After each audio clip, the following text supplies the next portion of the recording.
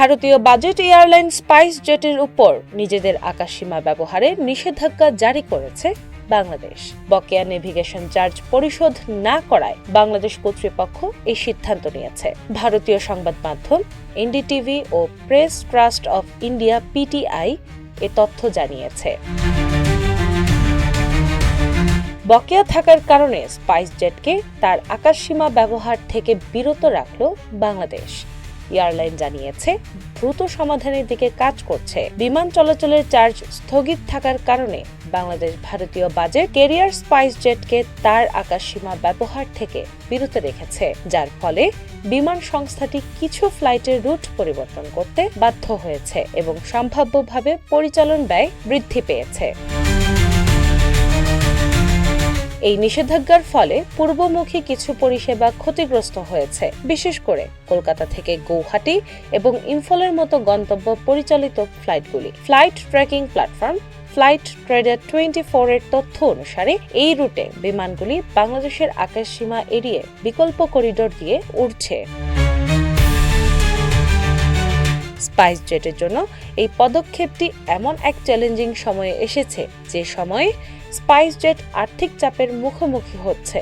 2025 সালের ডিসেম্বরে শেষ হওয়া প্রান্তিকে বিমান সংস্থাটি 269.27 কোটি টাকার নিট লোকসানের কথা জানিয়েছে, কারণ এতে ব্যয় বৃদ্ধি এবং এককালীন ব্যয় লাভের উপর প্রভাব ফেলেছে। এই বিষয়ে প্রতিক্রিয়া জানিয়ে স্পাইস জেটের একজন মুখপাত্র জানান যে বিষয়টি সমাধানের জন্য বিমান সংস্থাটি বাংলাদেশি কর্তৃপক্ষের সাথে নিয়মিত আলোচনা করছে। তারা নেভিগেশন সম্পর্কিত চার্জ সহ অপারেশনাল এবং পদ্ধতিগত বিষয়গুলি নিয়ে প্রাসঙ্গিক কর্তৃপক্ষের সাথে নিয়মিত আলোচনা করছে। আশ্বাস সত্ত্বেও বিমান শিল্প পর্যবেক্ষকরা মনে করেন যে আকাশসীমা অ্যাক্সেসের উপর দীর্ঘায়িত নিষেধাজ্ঞা বিমান সংস্থার ব্যয় কাঠামোর উপর চাপ তৈরি করতে পারে।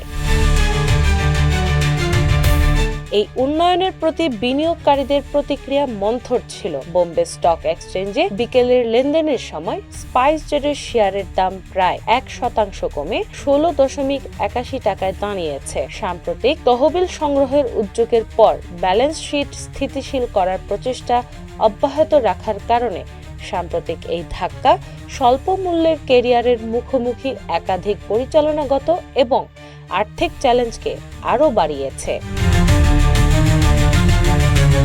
দিনা ইসলাম, বাংলা বাজার পত্রিকা।